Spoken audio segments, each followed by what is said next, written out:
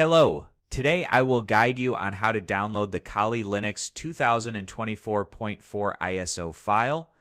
Step 1, visit the official website, open your preferred web browser, search for Kali Linux in the search engine, click on the first link from kali.org, which is the official website of Kali Linux.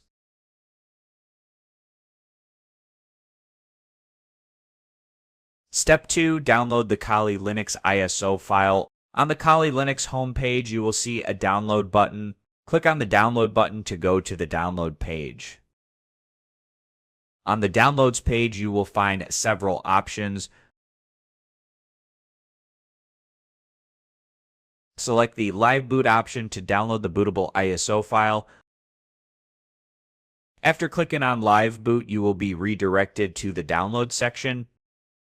Choose the latest ISO file under Point Release Live Image. Click on the download link next to the latest version to start downloading. Step 3, verify the downloaded ISO file.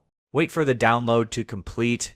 Once downloaded, the file will have the format. Check your downloads folder to ensure the file has been successfully downloaded.